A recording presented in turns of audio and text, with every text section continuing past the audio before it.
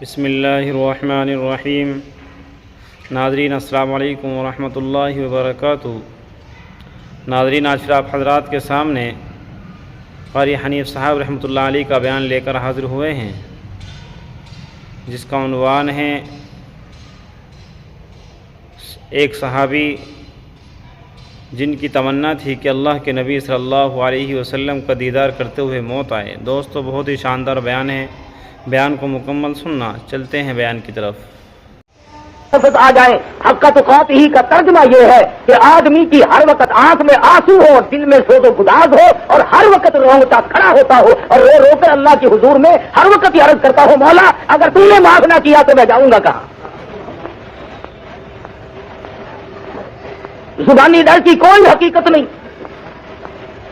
ایک آدمی ڈرتا بھی جاتا ہے اور وہ بے ایمانی بھی کرتا جاتا ہے، اپنے آپ کو ڈرنے والا بھی سمجھتا ہے اور پھر ملاوٹ کر رہا ہے، لوگوں کو فریب دیتا ہے، دھوکہ اور دجل اور فریب سے کمائی کرتا ہے۔ آج ان مسائل کو مولوی جان کے تو نہیں کہتے، اسی لیے نہیں کہتے کہ لوگ بگڑتے ہیں، پھر لوگ مولانا اور مسئلے سارے چھوڑ کر مولوی صاحب کو چاہیے تو یہ تھا کہ صلاۃ التسبیح کے فضائل بیان کرتے، سبحان اللہ کا ثواب بتلاتے، الحمدللہ کا ثواب بتلاتے، اللہ اکبر کا ثواب بتلاتے، ملاوٹ پہ آ کھڑے ہوئے۔ تاجر تو ہم سے یوں ناراض ہو گئے اور ہم نے رشوت کا نام لیا نہیں اور افسروں کے سر میں کھجلی اٹھی نہیں، وہ یوں ناراض ہو جاتے کہ تم اور سب کچھ کہو پر رشوت کا نام کیوں لیتے ہو؟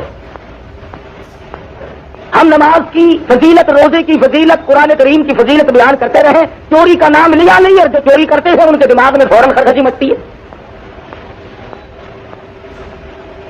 اسی طرح سے جب ہم یہ کہیں کہ صاحب کسی کی بہو بیٹی کو تارنا غلط ہے، ناجائز ہے، حرام ہے، تو وہ کہتے ہیں کہ صاحب مولانا لوگ مسجد میں بیٹھے رہتے ہیں، انہیں کیا قدر ہے حسن کی؟ تو پھر میرے دوست بیان کیا کیا جائے؟ قرآن کریم نے ان تمام چیزوں کو تفصیل کے ساتھ بیان فرمایا، اور جب تک ہم ان تمام چیزوں کو چھوڑنا دیں اس وقت تک مسلمان کہلانے کے حقدار نہیں۔ کیوں؟ اس وجہ سے محمد مصطفیٰ صلی اللہ تعالی علیہ وسلم نے ارشاد فرمایا، جو اسلام کی حرام کردہ چیز کو حرام نہیں سمجھتا، حلال کردہ چیز کو حلال نہیں جانتا، سرکار مدینہ فرماتے ہیں فلیس منا، وہ میری امت سے خارج ہے۔ ایک حدیث پاک میں ہے، فرمایا نبی کریم صلی اللہ تعالی علیہ وسلم نے، صحابی نے پوچھا یا رسول اللہ میرے ماں باپ آپ پہ قربان ہو جائیں، عرض کرنے لگا آپ ارشاد فرماؤ قیامت کب آئے گی؟ سرکار مدینہ صلی اللہ علیہ وسلم نے جواب میں ارشاد فرمایا جب ہر گھر سے کنجری کی آواز آنے لگے۔ میں جب دورہ پڑتا تھا اور یہ حدیث سامنے آئی تو میں نے استاد سے جھگڑا کیا کافی دیر تک کہ حضرت شریف خاندان دنیا میں ہے، سعادت مند عورتیں ہیں، گھر گھر سے کنجری کی آواز کیسے آ جائے گی؟ لیکن آج کے حالات نے ثابت کر دیا، گھر میں شریف ذاتی بیٹھی ہو، کتنا بھی خاندان اونچا ہو، کیسے نیک بخت لوگ رہتے ہو، پر گھر میں ریڈیو رکھا ہے، ہر گھر سے کنجری کی آواز آج آ رہی ہے کہ نہیں؟ امام الانبیاء محبوب کبریا حضرت محمد مصطفیٰ صلی اللہ تعالی علیہ وسلم کا ارشاد پورا ہو گیا۔ پہاڑ اپنی جگہ سے ڈل سکتے ہیں، زمین اپنی جگہ سے ہل سکتی ہے، یہ آسمان کے ستارے چاند ٹوٹ سکتے ہیں، پر کالی کملی والے کا فرمان غلط نہیں ہو سکتا۔ حضور مدنی کریم صلی اللہ تعالی علیہ وسلم نے ارشاد فرمایا جب لوگ گناہ کو گناہ نہ سمجھے، جب برائی کو برائی نہ سمجھے، جب لوگوں کے دلوں سے برائی کی برائی نکل جائے، سرکار مدینہ نے ارشاد فرمایا پھر انتظار کرو قیامت کی گھنٹی کا۔ آج آپ دیکھ لیں کس قدر ہم میں اظہار ہے، بسوں کے ایکسیڈنٹ ہو جاتے ہیں، لوگ مرنے والوں کے منہ میں پانی بعد میں ڈالتے ہیں، پہلے ان کی جیبوں کی تلاشی لی جاتی ہے۔ مرنے والے مر رہے ہیں، خون بہ رہا ہے، ہائے ہائے ہو رہی ہے، پر مسلمان لوگ ان کی گھڑیاں کھولنے میں مصروف ہے، عورتوں کی بالیاں نکالنے میں مصروف ہے، اور جو اتنے بڑے ظالم لوگ بن گئے ہو انہیں اطمینان کیسے ملے گا، انہیں سکون کیسے حاصل ہوگا؟ جو ایسے وقت میں بھی چوری سے دوسرے کا مال لوٹنے سے باز نہ آئے، وہ کب حرام و حلال کی پہچان کر سکتے ہیں؟ اس لیے خدا بند ذوالجلال نے ارشاد فرما دیا وقت آئے گا میں تم سے ایک ایک کو کھڑا کر کے ساری زندگی کے بارے میں اس طرح سے بات پرس کروں گا کہ تم وہاں سے ہلنے نہ پاؤ گے۔ آج دین کا لوگوں نے مذاق اڑا رکھا ہے، اسلام کا تمسخر بنایا ہوا ہے، قرآن مجید کی عظمت کو لوگ کسی طرح سے بھی دلوں میں جگہ دینے کو تیار نہیں۔ اتنی بڑی بےایمانی کرنی تو ٹھیک نہیں، اس کو انصاف کرو۔ تم اپنے معاملات میں غور کر کے دیکھو، عورت کو زندہ خامن چاہیے، خامن کو زندہ عورت چاہیے، اولاد کو زندہ ماں باپ چاہیے، ماں باپ کو زندہ اولاد چاہیے، مکان زندوں کے لیے، دکان زندوں کے لیے، ریل گاڑی موٹر ہوائی جہاز زندوں کے لیے، سبزی ترکاری کھانا پکانا، یہ تمام چیزیں زندوں کے لیے۔ اور مسلمانوں انصاف کرو، ساری چیزیں زندوں کے لیے، پر اللہ کے قرآن کو تم نے مردوں کے سپرد کر دیا۔ سب کچھ تمہارے لیے، روپیہ پیسہ زندوں کے لیے، کھانا کمانا زندوں کے لیے، فلم تھیٹر تماشا زندوں کے لیے۔ ارے کمال کرتے ہیں لوگ، جب کوئی مر جاتا ہے بنگلے میں، کوٹھی میں، مکان میں، گھر میں، گھر ملا لوگوں کو بلایا جاتا ہے، آؤ آج تو ہمارے گھر میں قرآن کی تلاوت کرو۔ جب تک کوئی مر نہ جائے خدا کے قرآن کو گھر میں جگہ کوئی نہیں۔ اور میں تمہیں صاف ذمہ داری سے بتلاتا ہوں، کوئی مائی کا لال حدیث کی کتابوں میں اس کی تردید نہیں کر سکتا۔ میں قسم کھا کر کہتا ہوں قرآن مجید بھی اللہ نے زندوں کے لیے بھیجا، مردوں کے لیے نہیں۔ مضمون مقصد قرآن مردوں کے لیے نہیں۔ میں یہ نہیں کہتا کہ اگر کوئی پڑھ کے بخشے تو ثواب نہیں پہنچتا، اتنی بات ضرور کہوں گا کہ جو پڑھ کر بخشے گا ثواب پہنچ جائے گا، بیچ میں مولوی کی مہر لگوانا ضروری نہیں۔ آپ کو کیا پتا آج خدا جانے کتنے ملا جناب لیتے پھر رہے ہیں کہ کل کو لوگوں کے یہاں کنڈے ہیں زیادہ سے زیادہ رگڑنے۔ مہنگائی کا دور ہے بابا، سبزی بن پڑتی اور کہاں حلوہ پوری، سبحان اللہ۔ اور اگر کوئی یہ پوچھ لے کہ کہاں موجود ہے، یہ ساری چیزیں نقدی نقل آ رہی کی کتاب میں ہے، نہ بخاری شریف میں، نہ مسلم شریف میں، نہ ترمذی شریف میں، حدیث کی کتاب میں، کسی تفسیر میں، کسی بزرگ کے واقعے میں خواجہ معین الدین چشتی اجمیری رحمۃ اللہ علیہ نے نہیں فرمایا، علامہ شیخ عبد القادر جیلانی پیران پیر رحمۃ اللہ علیہ نے نہیں فرمایا، کسی امام نے نہیں فرمایا۔ فرمایا کس نے؟ جس کو حلوہ روز نہیں ملتا، انہوں نے کہا آج کا دن تو کنڈا کر کے دکھاؤ۔ ہمارے پاس کیا رہ گیا؟ یا رسم رہ گئی یا بے ایمانی رہ گئی۔ حلال کی روٹی مشکل۔ اور لوگوں اس وقت تم مرتے وقت ایمان کی امید کیسے لگائے بیٹھے ہو جب لوگ سود کو منافع کہہ کر کے کھاتے ہو؟ کتے کو اگر بکری سمجھ کر کوئی آدمی حلال کر لے تو وہ حلال نہیں ہوتا، ذبح کر لے تو حلال نہیں ہو جاتا، وہ کتا ہی رہے گا۔ جو آئے اس کو کہو ملا یہ بکری ہے، نہیں کتا ہے تو واہ میں تو اس کو بکری سمجھتا ہوں۔ منافع الگ چیز ہے، سود الگ چیز ہے، سود کو منافع نہیں کہا جا سکتا۔ آج مسلمانوں کو تو راہیں بڑی کھلی ہوئی ہیں، جو چاہے کر لیں، جو ان کے جی میں آئے وہی کر گزریں، نہ موت کا غم ہے نہ قبر کا فکر ہے۔ وہ ایک امیر آدمی تھا، اس کا کتا مر گیا، وہ رونے لگا، رو کر کے تو پڑوسیوں نے کہا کہ کتا ہی تو مر گیا، روتا کیوں ہے؟ اور کتا خرید لے کہیں سے، کتے ہزاروں پھرتے ہیں۔ تو کہنے لگا میں کتے کو نہیں روتا، کیا اور کہ رونا اس بات کا ہے کہ اسرائیل نے گھر دیکھ لیا، وہ پھر بھی آئے گا ہلا ہلا کبھی نہ کبھی۔ تو چاہے جتنی صورت بنا، موت سے کسی کو مفر نہیں۔ امیر غریب پیر مولوی وزیر بادشاہ صدر ملازم افسر تمام کی موت آئی، اور اس کے لیے تیاری کی ضرورت ہے۔ اگر اس کے لیے کوئی پروگرام نہیں تو مصیبتیں آئیں گی۔ علماء اکرام رحمہ اللہ علیہ اجمعین نے لکھا ہے ارے موت تو ایسی ہونی چاہیے۔ نبی کریم صلی اللہ علیہ وسلم کا صحابی ہے دیوانہ پروانہ زیاد بن سکن ہے، جنگ میں شریک ہوا، جہاد میں شریک ہو گیا، جہاد فی سبیل اللہ صحابہ اکرام کرتے تھے، بھوک کی وجہ سے چاہے کتنی تکلیف آتی تھی پھر بھی کبھی گریز نہ کرتے تھے، اور اپنے آپ کو کبھی پیچھے چھپا کر صحابہ اکرام نے نہیں رکھا۔ جنگ ختم ہوا، جہاد ختم ہوا، صحابہ اکرام واپس آ گئے، شہید ہوئے، انہیں بھی لے آئے۔ مدنی کریم صلی اللہ علیہ وسلم بار بار پوچھتے ہیں او لوگوں اس صحابی کا کتنا اونچا مقدر ہوگا جس کو کالی کملی والے بار بار یاد فرما رہے ہیں۔ ہمارا زیاد بن سکن کہا ہے غازیوں میں نہیں، زخمیوں میں نہیں، شہیدوں میں نہیں، ملتا نہیں۔ صحابہ کرام بار بار جاتے ہیں، منہ پہ آزار کر دیتے ہیں، ہمیں کہیں نظر نہیں پڑتے۔ مدنی کریم صلی اللہ علیہ وسلم نے ارشاد فرمایا جاؤ پہاڑ پہ کھڑے ہو کر دو صحابی آواز لگاؤ زیاد بن سکن تم کہاں ہو، تجھے کالی کملی والے یاد فرما رہے ہیں۔ دھیمی دھیمی سی آواز آئی، دھیرے دھیرے سے ایک غار میں سے آواز آئی، کہنے لگا میں چلنے پہ قادر نہیں، میں آنے پہ قادر نہیں، چل نہیں سکتا، شدید زخمی ہو، تم جلدی کرو میرے پاس آ جاؤ۔ صحابہ دوڑے دوڑے جا پہنچے اور کہنے لگا جلدی کرو مجھے اٹھا کر دوڑ کے لے کے چلو۔ کیوں کیا بات ہے؟ کہتا میری ایک تمنا ہے، میری ایک آرزو ہے، میری ایک حسرت ہے، میں چاہتا ہوں وہ پوری ہو جائے۔ صحابہ کرام اٹھا کر لیے چلے جا رہے ہیں، مدنی کریم کے قریب آ پہنچے، صحابہ کرام نے پوچھا بتلا تو دے تیری کیا تمنا ہے، کیا تیری آرزو ہے؟ کہنے لگا لوگوں ساری عمر دعا مانگی، الہی آخری وقت ہو، میری نظر ہو محمد مصطفیٰ کا رخ انور ہو، ایسی صورت میں میری موت آئے۔ صحابی کو اٹھا کر صحابہ کرام دورے دورے تشریف لائے اور مدنی کریم صلی اللہ علیہ وسلم نے دیکھ کر ڈولی پھیلا دی، رحمت والی گود میں صحابی کا سر رکھ لیا، حضور کی آنکھوں میں آنسو آ گئے۔ 100 کے قریب تلواروں تیروں کے زخم ہے، سر سے پاؤں تک زخمی ہے، مدنی کریم کے چہرے انور پہ نظر ڈال کر مسکرانے لگا۔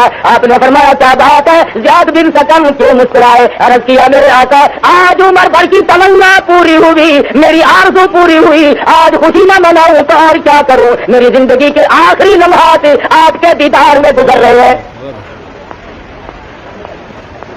تو اس لیے میرے کو ساری عمر اسی تمنا میں لگا رہا، جہاد کی تمنا کرتا تھا، اللہ نے زخمی جہاد میں کیا اور موت کے لیے آپ کی رحمت والی گود مجھے عطا فرما دی۔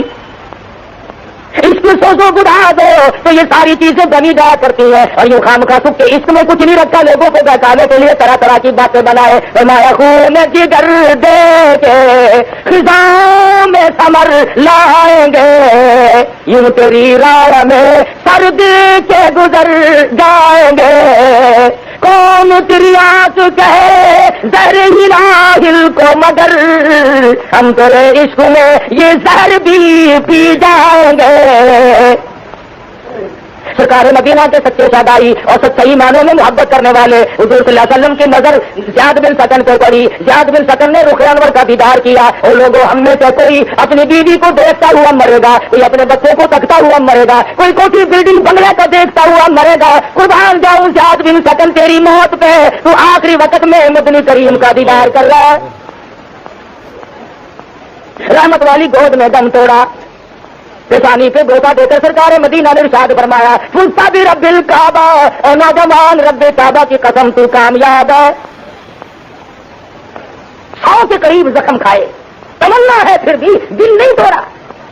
آج ہم تو سکینتوں میں دل توڑ بیٹھتے ہیں، ارے صاحب ٹھیک ہے نیکی تو ہے پر کیا کروں میں تو اس کے لائق نہیں، بتا نہیں سکتا۔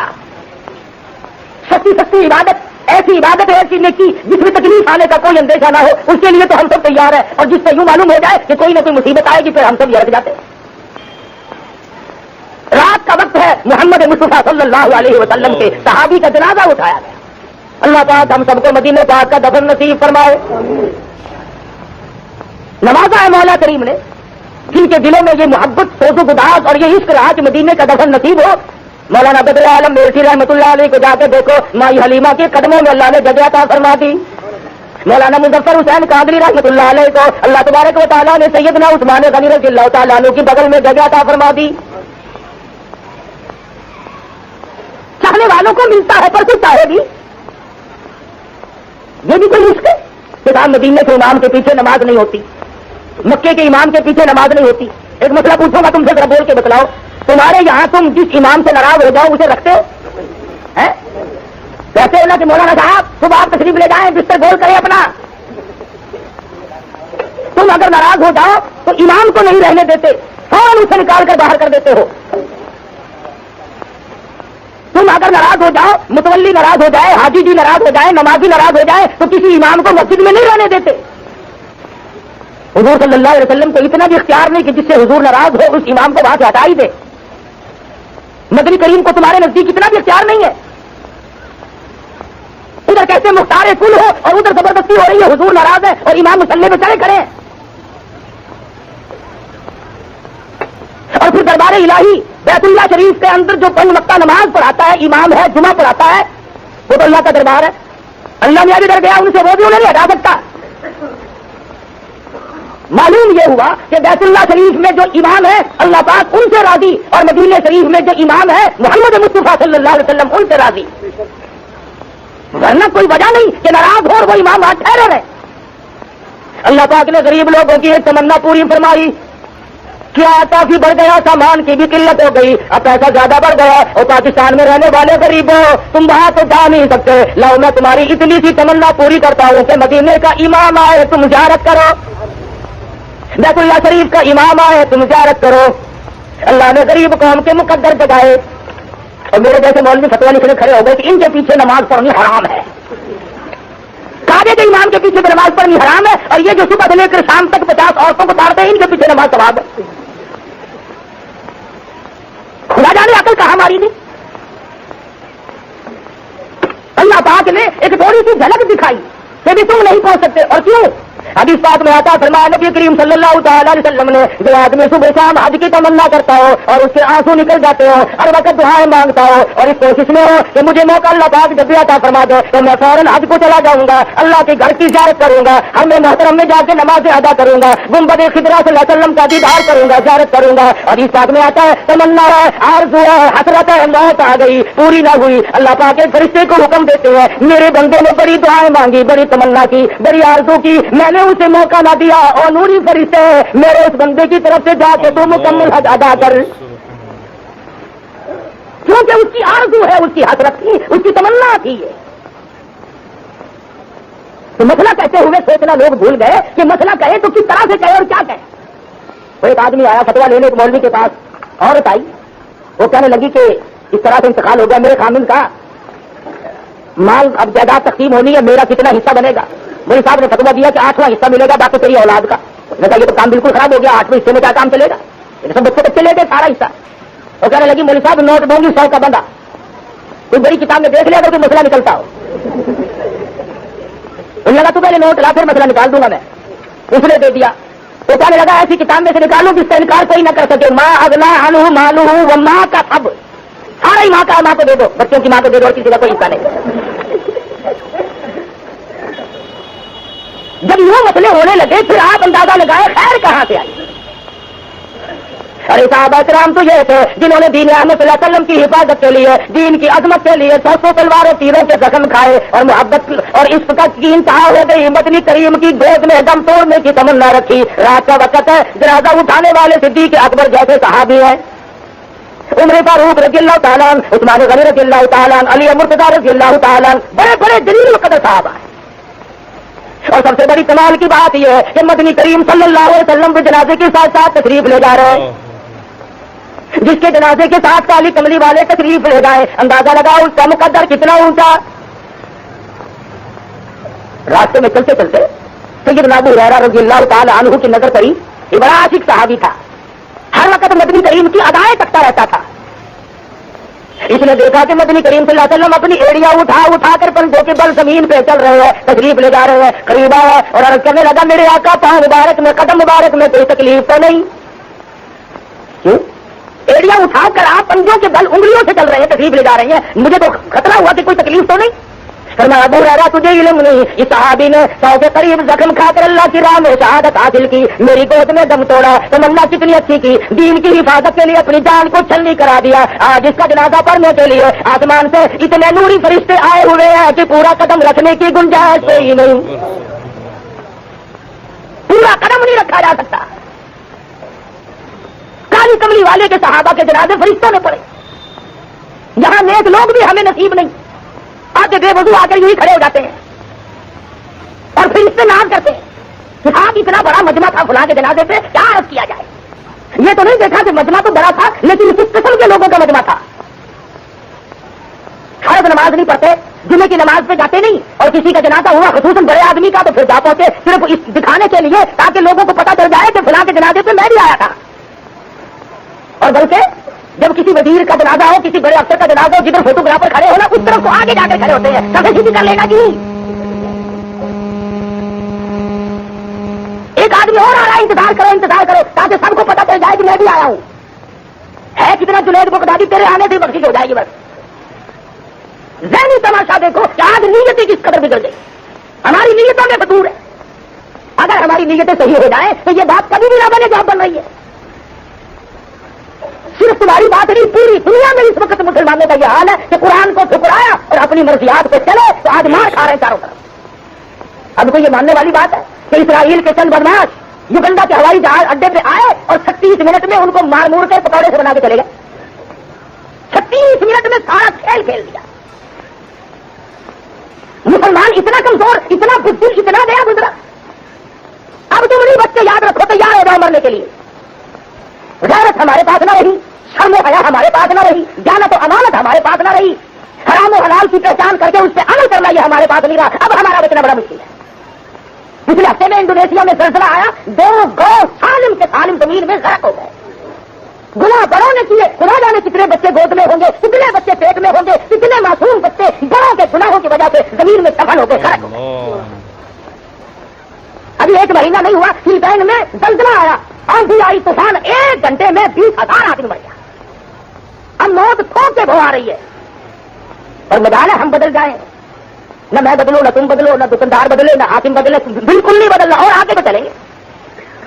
جس طرف سے ہمیں دین نے روکا ہوگا اس طرف کو اور آگے بڑھیں گے، اور آگے بڑھیں گے۔ صحابہ اکرام کو اتنا سارا دیتے تھے دین صلی اللہ علیہ وسلم کی باتوں کا، جو مدنی کریم سے ارشاد میں سے مل گیا اسی پہ عمل کرتے کرتے ساری عمر گزار دی، چاہے اس میں نفع سمجھا نقصان سمجھا۔ علی بن حضرمی سب کہہ دو رضی اللہ تعالیٰ عنہ۔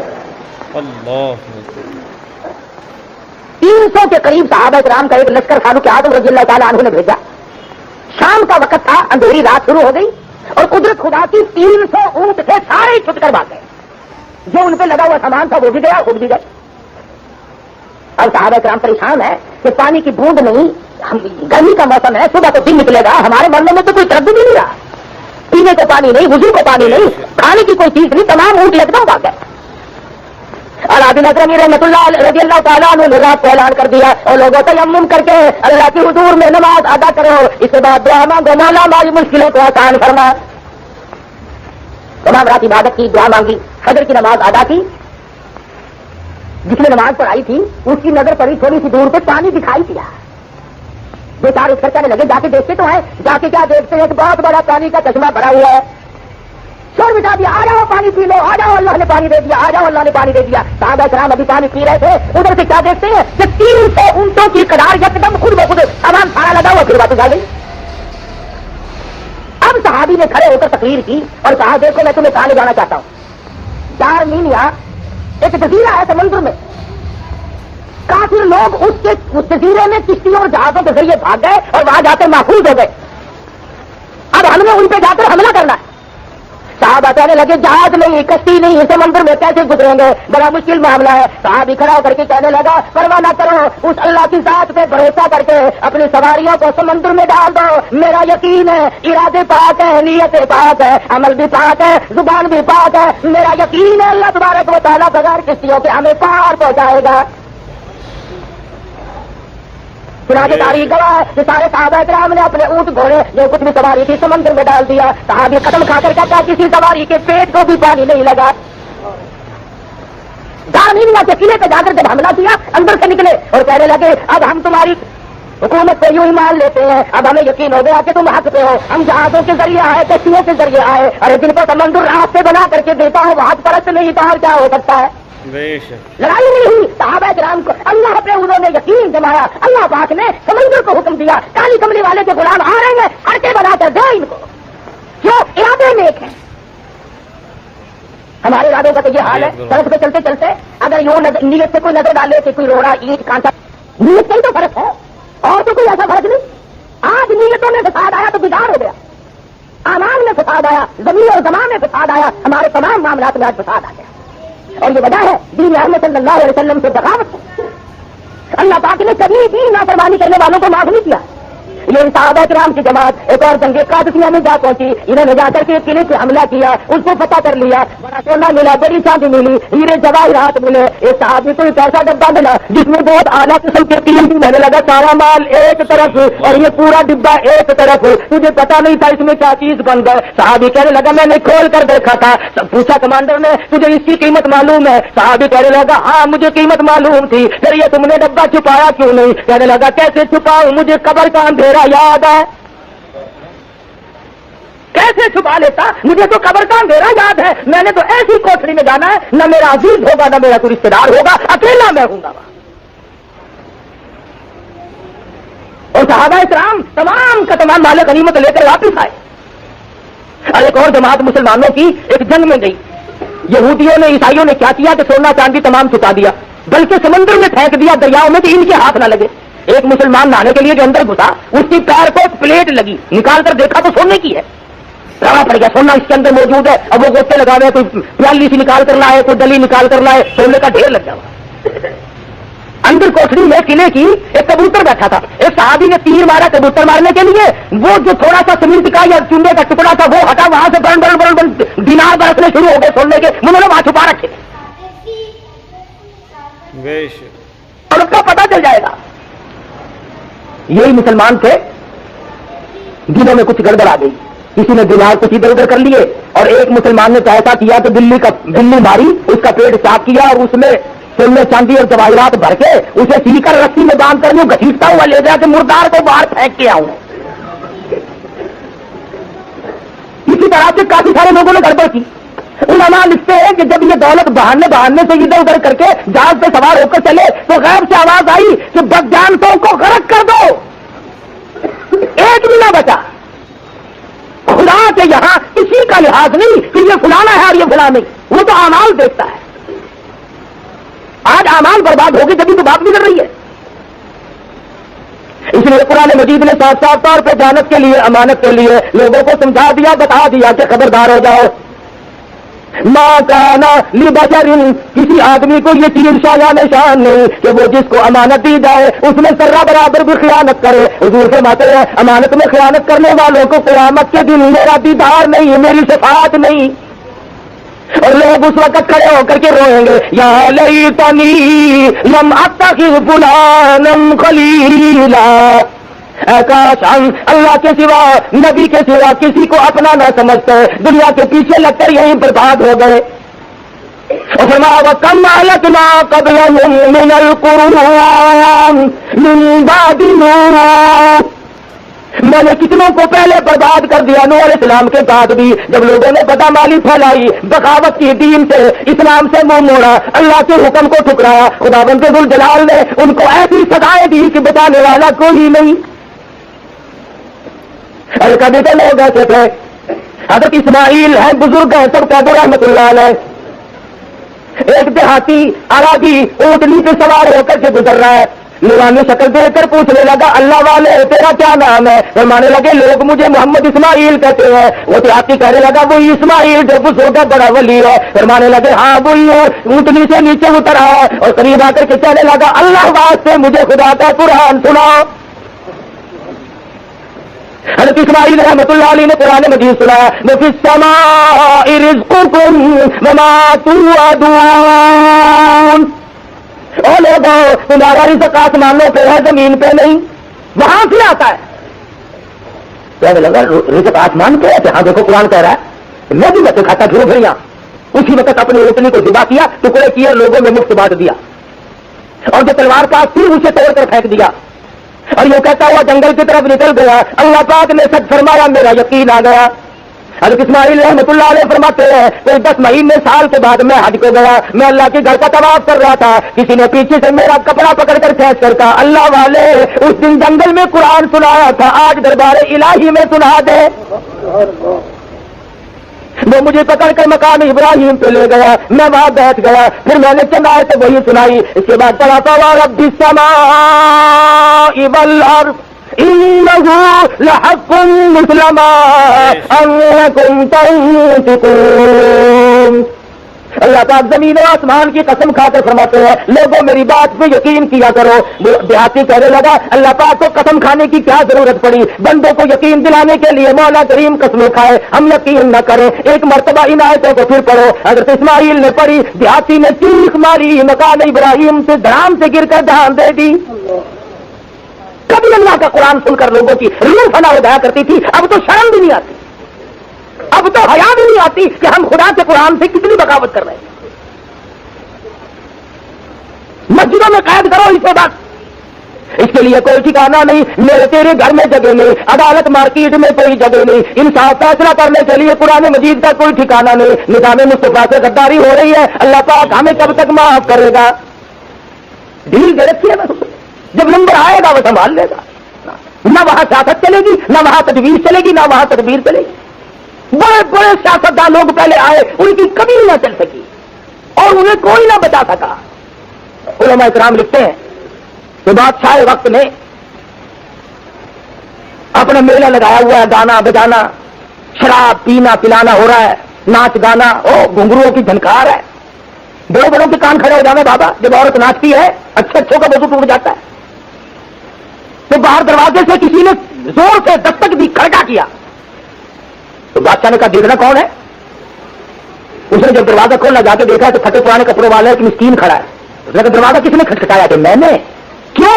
کہ تمہارے بادشاہ سے میرا کام ہے، ملنا ہے میں نے، میرے بادشاہ سے ملنے والا منہ دیکھو، کپڑے بدن کے پورے نہیں ہے، یہ بادشاہ کو ملنا چاہتا ہے، چل یہاں۔ دروازہ بند کیا اور جا کر بادشاہ کو کہا کہ اپنا کام شروع کرو، وہ تو فقیر تھا، ہم نے اس کو ڈانٹ ڈوٹ دیا ہے۔ میں کہا چھوڑ دیا تم نے زندہ اس کو؟ تو جی ہم نے اس کو پر کر دیا، چکے کر دیا، دفے کر دیا، جس نے میرا مزہ بگاڑا اس کو زندہ نہیں چھوڑنا چاہیے تھا۔ چلو بھائی ساتھ شروع کرو، آواز آئے، شراب کا دور آئے۔ اس نے دوسری مرتبہ پہلی مرتبہ سے بھی زور سے دروازہ کھٹکھٹایا، اور چوکیدار نے آ کے جب دروازہ کھولا تو یہ چھلانگ مار کے بادشاہ کے پاس پہنچ گیا۔ تم کیوں آئے؟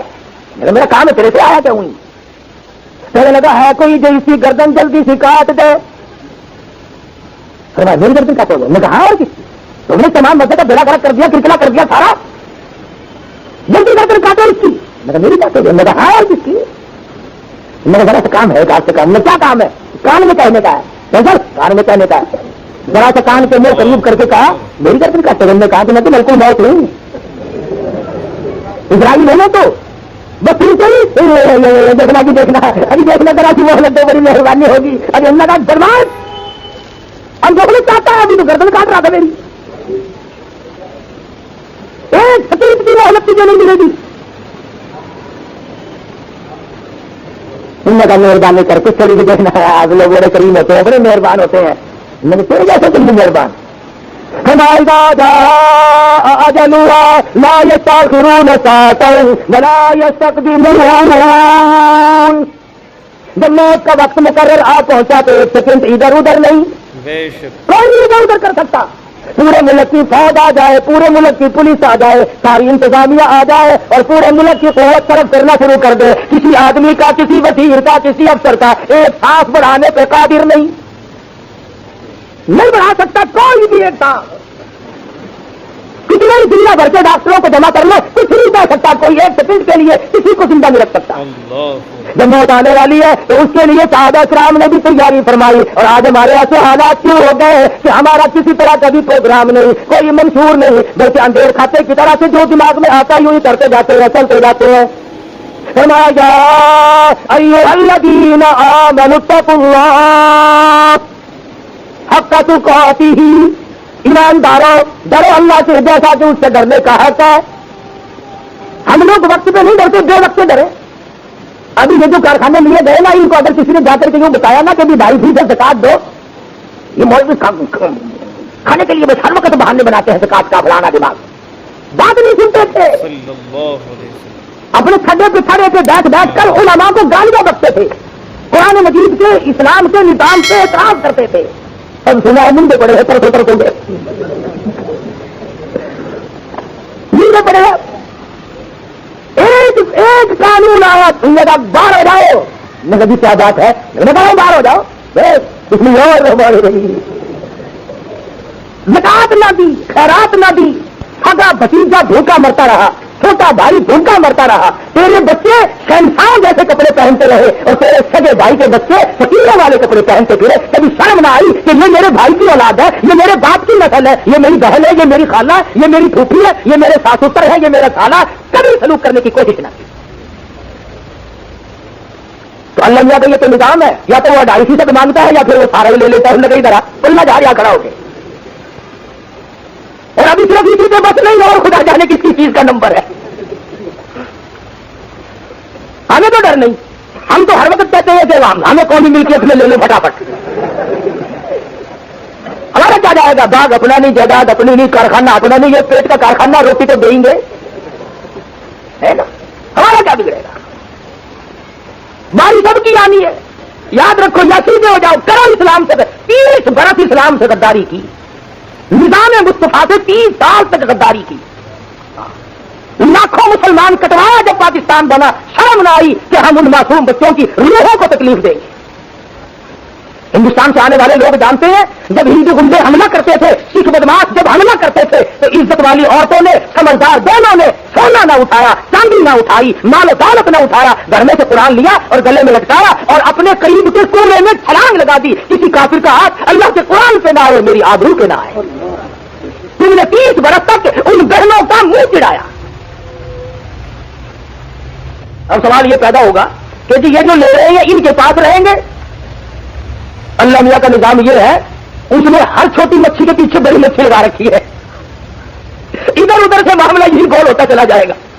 बहरहाल हम परेशान हैं और रहेंगे जब तक हुजूर अकरम सल्लल्लाहु अलैहि वसल्लम के लाए हुए कुरान को हम अपने दस्तूर में, आईन में, फैसले में। देखो सुबह को 2 हाजी लड़ पड़े, यहां नमाजी 2 लड़ पड़े और मैं उन्हें कहूं कि आओ कुरान में फैसला करवा लो, बिल्कुल नहीं आएंगे, चाहे वो रोजाना 100 रकात नमाज नफल की नीयत मानते हो। उन्हें कहो कि मस्जिद में मेरे साथ बैठे हैं, इस्लाम का मसला पूछो, मोहम्मद मुस्तफा सल्लल्लाहु अलैहि वसल्लम की अदालत का मसला पूछो और अपना मुकदमा यही खत्म कर दो। नहीं साहब, कोर्ट में तुम्हें लेके छोड़ूंगा, अभी हाई कोर्ट तक ले जाऊंगा। क्या समझ रखा आपने? ये तो नमाजियों और हाजियों का, मेरे जैसे मुसलमानों का हाल है कि हम नबी के फैसले को कभी नहीं मानते। क्यों? इमामुल अंबिया महबूब किबरिया हजरत मोहम्मद मुस्तफा सल्लल्लाहु तआला अलैहि वसल्लम का फैसला अपना नहीं, खुदा का फैसला है। और खुदावंद आलम चूंकि मालिक की कायनात है, खालिक की कायनात है, वो बंदों के मिजाज को देखकर जो मालिक है वो जानता है तकाज़ों को, वो जानता है जरूरियात को, उसी के मुताबिक उसने तमाम फैसले फरमाए, कानून बनाए। और कुरान ने कहा ना कि चोर का हाथ काट दो, तुम ना काटो, 100 साल की सजा भी अगर चोर को दोगे चोरी बंद नहीं होगी। कुरान करीम ने कहा कि जानी को कोड़े मारो, तुम अगर जानी को चमड़ा उधेड़ दो, कत्ल कर दो, लेकिन जिना बंद नहीं होगा जब तक कि सरकार मदीना का लाया हुआ दस्तूर नाफिज न किया जाए। ये तो आका के अल्लाह मियां के कानून में बरकत है कि जराइम को रोक दिया जाए। कानून तो अब भी है, पुलिस पकड़ती भी है, मुकदमे भी चलते हैं, चोरों को कौन सा खुल्लम खुल्ला छोड़ते हैं। हाँ एक बात तो है, अगर इस किस्म का काम करने वाले हिस्सा डाल लें फिर माशाअल्लाह काम चलता रहता है। पत्ती होती है, पत्ती अगर डाल ली जाए ना फिर काम खप जाता है। मैं ये कहता हूं कि निजाम मुस्तफा जो है वो चोरी के मामले का हो, वो जिना के मामले का हो, वो कत्ल क़िताल के मामले का हो, कुछ भी हो, दुनिया का पूरा निजाम, इबादत, अखलाक, मामलात, लेना देना, खरीदो फरोख्त, हुकूमत, तजारत, तमाम के तमाम कुरान मजीद ने बयान की है। इसकी तकजीब करने वाले, उसको तरजीब करने वाले, उसको छोड़ने वाले मुसलमान होकर के इत्मीनान की जिंदगी कभी नहीं गुजार सकते। हाँ, अगर इस्लाम और ईमान का इनकार कर दिया जाए फिर और बात है। सैयदना फारूक आजम सब रज़ियल्लाहु ताला अन्हु दौर खिलाफत है, एक ईसाई जासूस आया मदीने में और मुसलमानों को कहने लगा, क्यों भाई तुम्हारा ऐवान सदर कहाँ है, शाही महल कहाँ तुम्हारा? मगर ये जनाब के पीछे, मगर ये आधा छपा हुआ आधा नंगा, नहीं ये कि हाँ यही तो है। नहीं यार मेरे साथ मजाक ना करो, अपना शाही महल बताओ जहाँ तुम्हारा बादशाह रहता है। उन्होंने कहा खुदा की कसम यही है। मगर अच्छा कहाँ तुम्हारा बादशाह? कि हमारे यहाँ बादशाह नहीं होता, खलीफा होता है, नबी का जानशीन होता है। उन्हें कहा है तो लकड़ियां चुनने गए जंगल में। बादशाह आज तो चपरासी भी लकड़ियां चुनने जा सकता। सैयदना फारूक आज़म रज़ियल्लाहु ताला अन्हु के बारे में जब ये सुना तो वो हैरान हो गया और कहने लगा, मुझे बताओ किधर को गए हैं? तो लोगों ने कहा ये रास्ता है जंगल का। ये उधर को चलता चलता चलता चलता जब पहुंचा, देखता क्या है कि अमीरुल मोमिनीन खलीफतुल मुस्लिमीन सैयदना उमर फारूक सबको रज़ियल्लाहु ताला अन्हु आराम से जमीन के दरख्त के नीचे सोए हुए। ये था ईसाई। उसने कहा काम बन गया, न कोई बॉडीगार्ड न कोई हिफाजती दस्ता, अकेला है, तलवार मेरे पास आई और मुकाबले की नौबत भी नहीं आएगी, सोया हुआ है। ये तो बस उड़ा दूंगा एक बार में, मौका मिला है, इसने बहुत तंग कर रखा है। यही है वो उम्र जो फतूहात करता ही जाता है, बढ़ता ही जाता है, मौका मिला है। मुअर्रिख लिखता है कि ईसाई जासूस ने तलवार निकाल करके वार करना चाहा, फारूक आजम के सिरहाने की तरफ से एक शेर निकला, मुंह फाड़ कर इसकी तरफ चीरने के लिए आया। शोर मिटाने लगा, हाय मैं खा लिया, हाय मैं मर गया, हाय मुझे तीर डाला, हाय मुझे तबाह कर दिया, ऐ उमर जल्दी उठो, मुझे बचाइए बचाइए, मैं मर गया। फारूक आजम उठे, आज और दूसरा है कोई नहीं, और ये शोर मिटाए मर गया, हाय मर गया, तोबा मेरी, हाय मर गया। मैं कहा हुआ क्या तुझे, जहां तो कुछ दिखाई नहीं देता, क्या बक रहा है? उन्होंने कहा तुम मुझे संभाल लो, फिर बताऊंगा असल बात।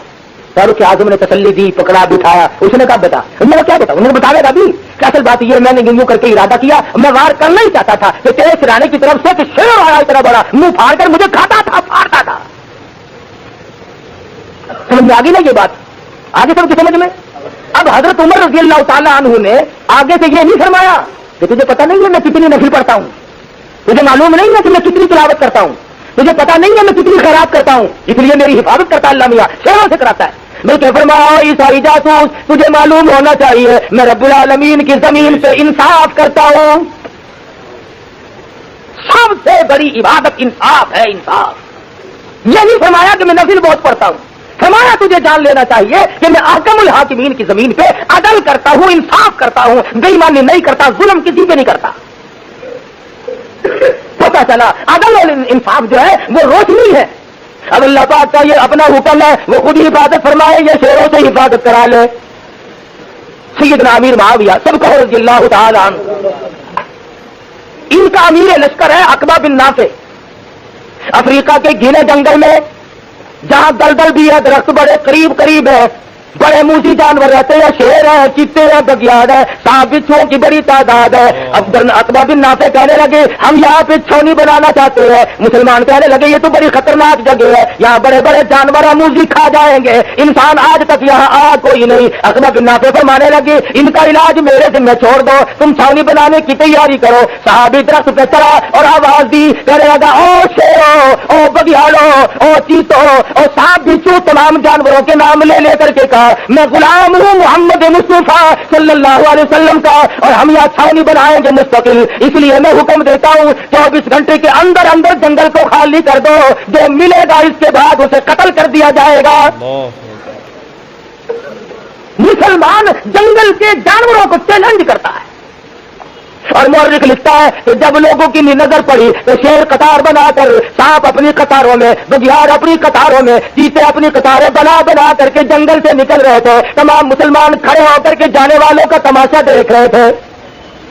کبھی تم ایسے تھے کہ تمہارے جنگل کے جانور بھی تابع تھے، سمندروں کا پانی بھی تمہارے تابع تھا، کبھی ہوا بھی تمہارے تابع تھی، اور آج تم خود مر رہے ہو، تمہارا اس دنیا میں پرسان حال ہے، تمہیں سنبھالنے والا کوئی نہیں۔ کبھی اس کی وجہ نہیں سوچی کہ آخر ایسا ہو کیوں گیا، کیوں ہوا ایسا؟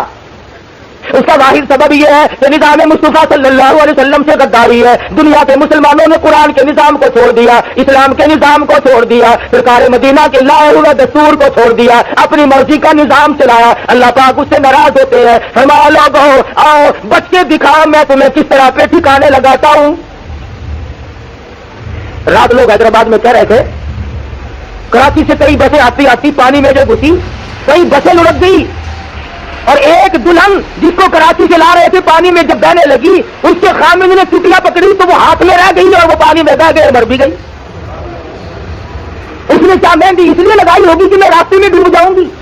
کتنے دن پہلے ماں باپ نے سہیلیوں نے بٹھایا ہوگا گھر میں کہ تم دلہن بن کر جائے گی، اسے معلوم تھا کہ میں تو ٹھکانے پہنچنے بھی نہ پاؤں گی۔ اور ابھی پچھلے ہفتے میں لال پور کی سرگودے کے درمیان میں ایک بس آئی فاٹک پہ، ڈرائیور کے ہاتھ پاؤں پھول گئے، وہ تو چھوڑ کے نکل گیا، 26 آدمیوں کے چھیچڑے اڑ گئے، براتیوں کے، اور قدرت خدا کی اسی بس میں دولہا دلہن دونوں بچ گئے، جنہیں بسانے چلے تھے وہ بچ گئے، جو بسانے والے تھے وہ اڑ گئے۔ اس لیے کہتا ہوں ہر وقت اللہ پاک سے ڈر، اس سے ڈرنے کا یہ حق ہے کہ اٹھتا بیٹھتا کھاتا پیتا لکھتا سوچتا تمام معاملات میں اللہ سے ڈر کر حق کا تو پاتی، ایسا ڈر جیسا کہ اس سے ڈرنے کا حق ہے۔ صحابہ کرام ڈرا کرتے تھے، تمام معاملات میں ڈرتے تھے۔ سیدنا عمر فاروق سب کو رضی اللہ تعالیٰ عنہ فرماتے ہیں کہ میں نے ساری عمر تمنا کی کہ میں ابو بکر صدیق سے نیکیوں میں بڑھ جاؤں، لیکن ایک دن ایسا آیا میں نے یہ تمنا کرنی چھوڑ دی، یہ تمنا کرنی میں نے چھوڑ دی۔ کون سا دن؟ امیر المومنین خلیفۃ المسلمین سیدنا ابو بکر صدیق سب کو رضی اللہ تعالیٰ عنہ خلافت کا دور ہے۔ عمر فاروق فجر کی نماز کے بعد ایک بڑھیا محتاج کے دروازے پہ چلے گئے، آواز دی پڑھ اللہ میں پانی بھر کے لا دوں اور جو تیرا کام کاج ہو مجھے بتا دے۔ اندر سے آواز آئی جزاک اللہ، اللہ پاک تجھے جزائے خیر عطا فرمائے، تجھ سے پہلے کوئی اور سارے کام کر کے چلا گیا۔ حیران ہے کون ہے ایسا آدمی؟ نماز پڑھ کے تو میں آیا ہوں، نماز سے پہلے کون آ گیا؟ فاروق اعظم اگلے روز اذان کے بعد فجر کی نماز سے پہلے پہنچے، بوڑھی اماں برتن دے پانی بھر کے لا دو، تیرا اور جو کاروبار ہے مجھے بتا دے میں کر کے جاؤں۔ آواز آئی جزاک اللہ، اللہ پاک تجھے جزائے خیر عطا فرمائے، تیرے سے پہلے کوئی اور سارا کاروبار کر کے چلا گیا۔ کون ہے ایسا؟ تیسرے دن اذان سے کافی دیر پہلے پہنچے، دیکھتے کیا ہے کہ ایک آدمی بڑھیا کے مکان میں داخل ہو رہا ہے اور دونوں کندھوں پہ 2 گھڑے پانی کے بھرے ہوئے رکھے ہوئے۔ تو فاروق اعظم باہر بیٹھ گئے، دیکھوں گا نکلتے ہوئے کہ یہ ہے کون؟ جھاڑو دی، کھانا پکایا، اس معذور محتاج عورت کو کھلایا، برتن صاف کیے، سارا کام کر کے جب باہر نکلے فاروق اعظم نے آواز دی، تو جانے والے بتا تو دے تو کون ہے؟ فرمایا عمر کیا لے گا پوچھ کر، میں تیرا بھائی ابو بکر صدیق ہوں۔ خلافت ہو، حکومت ہو، اقتدار پہ بیٹھے ہو، معذوروں اور محتاجوں کا پانی کرتے پھرے۔ آج تم کسی سے راستہ تو پوچھ کے دکھا، راستہ بتانے والے نہیں ملتے، بڑے اسٹیشنوں پہ گاڑیاں پوچھو یہ کہاں جائے گی، بولتے ہی نہیں بولتے۔ وہ اتنے مقام پہ پہنچ کر کے بھی غریبوں، معذوروں اور محتاجوں کی رات دن خبر کیوں نہیں کرے؟ صبح کسی سپاہی کو کہتے دیکھنا دوبارہ یہ چرن نہیں جا رہی، ہری مرچیں تو لانا، ایسی لا کے دیکھنا، یاد رکھو گے۔ کسی کو کہہ کے تو دیکھو تم، وہ زمان نہیں چلا گیا، وہ لوگ ہی رخصت ہو گئے جو دوسروں کے کام آیا کرتے تھے۔ اب تو جہاں تک ہوگا دوسرے کو برباد کریں گے، بے عزتی کریں گے ایک دوسرے کی۔ رسول اکرم صلی اللہ علیہ وسلم نے قرآن مجید کی تلاوت فرمائی، فرمایا یا ایھا الذین آمنوا اتقوا اللہ حق تقاتہ ولا تموتن الا وانتم مسلمون۔ ایمانداروں ڈرو اس مولا کریم سے جیسا کہ اس سے ڈرنے کا حق ہے، اتنے ڈرو کہ مرتے وقت تم پکے مسلمان ہو کے مرو، آخری دم تک تمہارے ذمے کسی کا حق نہ ہو، تم کسی کا ناجائز مال کھا کے نہ مرو، کسی کو ستا کے نہ مرو، کسی کو پریشان کر کے نہ مرو، تاکہ قبر کی تباہی تمہارے سامنے نہ آ جائے۔ سیدنا ابو درداء ہے سب کا رضی اللہ تعالیٰ عنہ، ایک جنازے کے ساتھ ساتھ چل رہے ہیں۔ کسی نے پوچھا ابو درداء یہ کس کا جنازہ ہے؟ کہنے لگا تیرا جنازہ ہے۔ اس نے ذرا منہ بنایا کہ ناراض کیوں ہوتا؟ چل میرا جنازہ ہے۔ اور کہا یہ اپنے خاتمے کو پہنچ گیا، اس نے ملک الموت کا جھٹکا سہ لیا، یہ دنیا کو چھوڑ گیا، دوسری دنیا میں چلا گیا، اور جنازہ تو میرا تیرا باقی ہے، خدا جانے کی سال میں موت آئے۔ سیدنا ابراہیم علیہ السلام نے ملک الموت سے کہا مجھے اپنی شکل تو دکھا جس شکل میں گناہ گاروں فاسقوں فاجروں کی روح نکالتا ہے۔ کہنے لگا خلیل اللہ تحمل نہ کر سکو گے، دیکھ نہ سکو گے؟ فرمایا نہیں نہیں دکھاؤ تو صحیح۔ حضرت اسرائیل نے کہا خلیل اللہ ذرا پھر منہ پرلی طرف کر لو، انہوں نے منہ کر لیا۔ فرمایا عرض کیا ادھر دیکھو۔ حضرت خلیل اللہ نے جب دیکھا تو خلیل اللہ ہو کر ہزاروں انبیاء کا جد امجد ہو کر بے ہوش ہو کر دھڑام سے زمین پہ گر گئے۔ اتنی ڈراؤنی شکل، ایسی ہیبتناک صورت، اور جب ہوش میں آیا فرمایا کہ اگر کوئی اور عذاب نہ ملے صرف اس شکل میں جان نکالنا ہی عذاب کافی ہے، اتنی بھیانک صورت۔ چنانچہ آج آپ دیکھ لیں سفیان ثوری فرماتے رحمۃ اللہ علیہ جب مرنے کا وقت قریب آتا ہے تو اسرائیل ذرا سی اس کے دل کی رگ کو چھو دیتے ہیں، پھر پہچان ختم ہو جاتی ہے۔ آج آپ دیکھ لیں مرنے والوں کو کلمہ بڑا کم نصیب ہو رہا ہے۔ پہلے زمانے میں بچہ جب گرتا تھا تو ماں کہا کرتی تھی بسم اللہ، چوٹ نہیں لگتی بسم اللہ کہنے سے۔ اب جب ایکسیڈنٹ ہوتا، پچھلے دنوں میں گجرے والے سے لاہور کی طرف آ رہا تھا، ٹکر جو ہوئی آپ یقین کریں گے مسجد میں بیٹھا ہوں، ڈرائیور بھی سواری بھی بجائے اس کے کہ اللہ اکبر یا اللہ حفاظت فرما یا اللہ توبہ ہماری، چھوٹا بڑا آگے پیچھے سب گالیاں، او تیری بہن او تیری ماں ہے، یہ گالیاں بکتا ہوا مسلمان مر رہا ہے آج۔ ایک مرتبہ مرید کا علاقہ ہے، مرید کے اسٹاف ہے لاہور کے پاس، وہاں سے گزرنے لگے، ایک ویگن کی ٹرک کی ٹکر ہو گئی۔ ڈرائیور صاحب اسٹیئرنگ اور اس کے سیٹ کے سریے میں پھنسے ہوئے ہیں، جان نکل رہی ہے اور گالیاں بک رہے ہیں۔ اندازہ تو لگاؤ کیا بنا اس زندگی کا؟ اگر مرتے وقت کلمہ بھی نصیب نہ ہوا تو لعنت ہے اس زندگی میں۔ کیا بنا اس وزارت کا، کیا بنا اس صدارت کا، کیا بنا اس امارت کا، اور کیا ہے وہ ذمہ داری، اور کیا ہے وہ تاجر پنا؟ مرتے وقت اگر کلمہ نصیب نہیں تو لعنت بڑی زندگی، اور وہ کلمہ اعمال سے نصیب ہوتا ہے۔ حدیث پاک میں آتا ہے کہ کچھ لوگ ایسے ہیں جو کلمہ یاد نہ رہے تو ملک الموت خود یاد دلاتا ہے کہ میں تجھے لینے آ گیا ہوں، پر لا الہ الا اللہ محمد رسول اللہ۔ سب کے لیے نہیں، جس کو وہ چاہتا ہے فرشتہ بھی یاد دلاتا ہے، فرشتہ بھی یاد دلاتا ہے۔ ہمیں یاد کون دلائے؟ گھر والوں کو تو پڑ جاتی ہے، خدا جانے چابیاں کہاں رکھی ہے، بینک کی چیک بک پتہ نہیں کس کے پاس ہے، صاحب ہمارے میرے ساتھ تو بولنا چولنا کافی دنوں سے بنتا، خدا جانے کہاں رکھا ہوگا، وہ مر رہا ہی نہیں، فکر پڑ رہی ہے۔ دو گز کفن کے ٹکڑے کے سوا اور مزید کسی کو کوئی حصہ نہیں ملتا۔ اللہ والوں نے اپنی زندگیوں میں سب کچھ قربان کر دیا۔ حافظ کامل صاحب شہید سب کہتے رحمۃ اللہ علیہ، قطب عالم حضرت مولانا رشید احمد صاحب گنگ وہی سب کہتے رحمۃ اللہ علیہ۔ اللہ اللہ بات بد نصیبین اللہ والوں کے نام سے بھی چڑے، جنہوں نے دین کا کام کیا ان سے چڑ، اور جو حلوہ کھا کر ڈکائے مارتے پھرے ان سے راضی۔ ہاں دیکھو نا کیسا وقت آیا۔ حافظ صاحب سامنے آئے اور مسکرا کر کے کہنے لگے حضرت جی آج تو میرا جی چاہتا ہے۔ فرمایا کائے کو؟ کہنے لگے بس آج تو بڑا ہی جی چاہتا ہے. پوچھا کس چیز کو؟ تیسری مرتبہ کہا آج تو میرا جی چاہتا ہے گنگوہی تیری گود ہو, میرا سر ہو, اور سورۃ یاسین کی تلاوت ہو, اور میرا آخری وقت ہو, میرا سینہ ہو اور کافر کی گولی ہو. تمنا ہے میری, آرزو ہے میری. نئے کپڑے پہنے ہوئے ہیں, خوشبو لگائی ہوئی ہے, السلام علیکم السلام علیکم سب سے سلام کرتے پھر رہے ہیں. کچھ دیر کے بعد شاملی کا میدان گرم ہوا, انگریز کے ہاتھوں گولی لگی. آخر ضامن صاحب کا سر تھا, گنگوہی کی گود تھی, سورۃ یاسین کی تلاوت ہو رہی تھی اور دنیا سے رخصت ہو رہے تھے. تو آج ہماری تو یہ تمنا ہے بھی نہیں کہ قرآن سنتے قرآن پڑھتے موت آئے. بڑا مشکل معاملہ ہے. شیخ العربی والعجم حضرت مولانا سید حسین احمد صاحب مدنی سب کا رحمۃ اللہ علیہ, بڑے اونچے مقدر والے بزرگ, 31 حج اللہ نے نصیب فرمائے. بلکہ جو مولانا کو گالیاں دیا کرتے تھے نا لوگ, جو دے رہے ہیں نمبر وار سب کو پتہ لگ رہا ہے. اللہ نے کتنا اونچا نصیبہ بنایا کہ روزہ اقدس کی جالیوں کی چھاؤں میں بیٹھ کر 18 برس تک حدیث پڑھائی, 18 سال تک. اور جو نبی کے عاشق بنے پھرتے ہیں, ان کو ایک دن بھی موقع نہ ملا کہ کالی کملی والے کے گنبد خضرا کے پاس بیٹھ کر حدیث پڑھا. حدیث تو آتی ہی نہیں, پڑھائے کیا. اللہ. اور اس قدر جرت تھی اس اللہ والے میں کہ کیا عرض کروں, کیا بتلاؤں. ذوق تھا, شوق تھا. حضرت شیخ الہند رحمۃ اللہ علیہ انگریز کی فوج میں مسلمان بھرتی ہوتے تھے, ترکستان پہ حملہ کرتا تھا انگریز. تو علماء اللہ والوں نے دستخط کرنے سے انکار کر دیا کہ یہ مسلمانوں کے ہاتھوں سے انگریز مرواتا ہے, لہذا اس کی فوج میں بھرتی نہیں ہونا چاہیے. تو میرے جیسے جو تھے ملا ملانے, انہوں نے دستخط کیے, خوب پیسے لیے. شیخ الہند کی باری آئی, فرمایا ہرگز نہیں, اس فتوے پہ دستخط نہیں کیے جا سکتے. چنانچہ شیخ الہند رحمۃ اللہ علیہ کو جیل جانا پڑا, کالے پانی میں زندگی گزارنی پڑی. 36 سیر مکئی کھڑے کھڑے پیستے. بتانا یہ چاہتا تھا کہ جس وقت حضرت شیخ الہند رحمۃ اللہ علیہ کی وفات ہوئی اور غسل دینے لگے تو کہیں کہیں کالا کالا نشان تھا, کہیں کہیں. تو حضرت مدنی رحمۃ اللہ علیہ سے لوگوں نے اسرار سے پوچھا کہ یہ کیسے نشانات ہیں. فرمایا جا کھڑے ہو کر چکی چلایا کرتے تھے, دائیں بھی بائیں بھی, اوپر بھی نیچے بھی, خاردار نوکدار تار لگے ہوئے تھے, جھکنے نہ پائے, سیدھے نہ ہونے پائے. چکی بھی چلاتے تھے, کبھی کبھی بے ہوش ہو کر گر پڑتے تھے, یہ سب نوکیں چبھ جاتی تھی. پر مسئلے میں ہیرا پھیری نہ کی, کتنا ایمان مضبوط تھا. حضرت مدنی رحمۃ اللہ علیہ کو بلا کر کے کہا گیا کہ آپ لوگوں نے یہ فتویٰ دیا ہے. فرمایا ہاں. میرے جیسا تنو کا تنا دینا, میرا تو مطلب ہی نہیں سمجھا آپ لوگوں نے, میرا مطلب ہی کچھ اور تھا. آج پوری دنیا مطلب کے چکر میں لگی ہوئی ہے. قرآن کا ہے ترجمہ بدلنا ہو تو مطلب لے لیا, حدیث کا ترجمہ غلط کرنا ہو تب مطلب نکال لیا.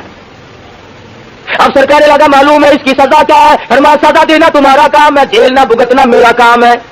کہا اس کی سزا تو موت ہے. اللہ والے نے بغل میں سے لٹا نکال کر میز پہ رکھ دیا. فرمایا الحمدللہ میں دیوبند سے کفن ساتھ لے کے آیا ہوں, میں نے تیاری کر کے آیا ہوں. کیوں؟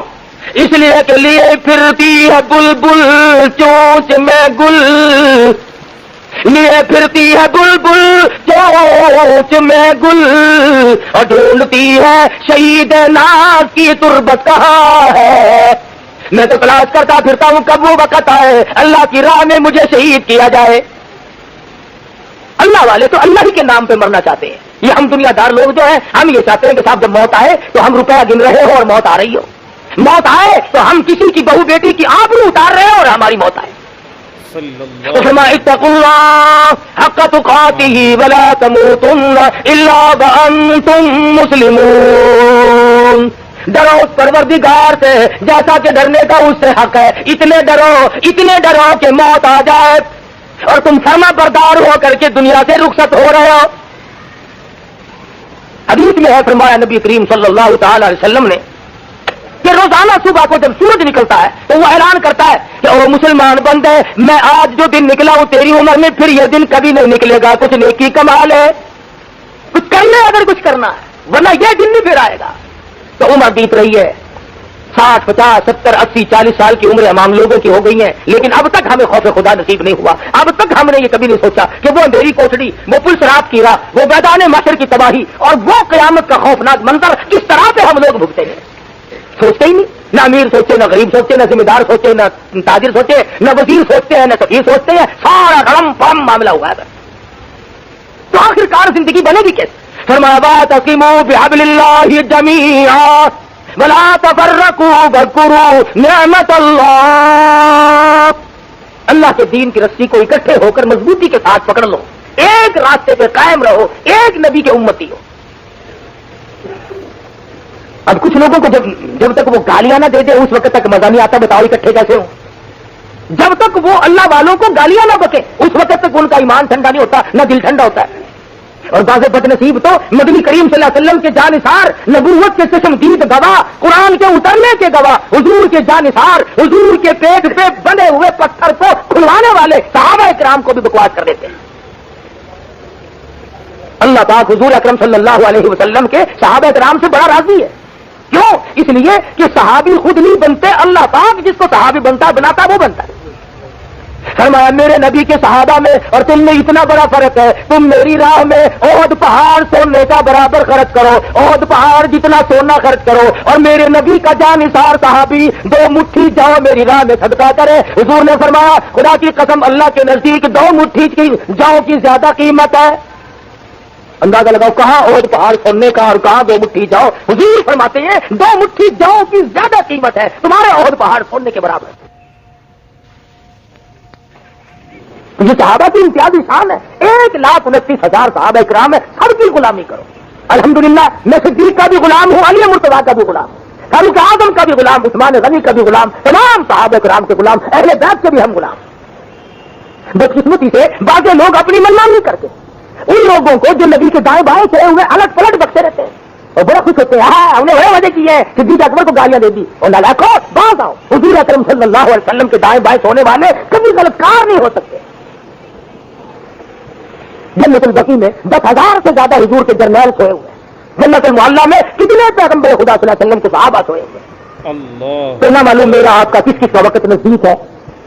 حدیث میں فرمایا نبی کریم صلی اللہ علیہ وسلم نے بس اوقات ایسا ہوتا ہے کہ وہ دلہا بن کے شادی کرنے کے لیے چلا ہے، حالانکہ اس کا نام مردوں کی فہرست میں آ چکا ہوتا ہے۔ دوستو آپ حضرات سن رہے تھے کس طریقے سے اللہ کے نبی صلی اللہ علیہ وسلم نے صحابہ کی تربیت فرمائی، اور پھر صحابہ اکرام رضی اللہ تعالیٰ عنہم اجمعین نے کس طریقے سے زندگی گزاری۔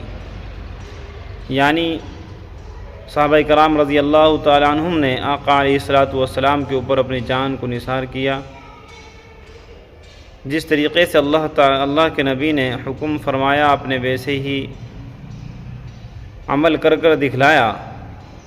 یعنی ایک مرتبہ ایک صحابی رضی اللہ تعالیٰ عنہم جنگ کے موقع پر تشریف لے گئے، جنگ کے اندر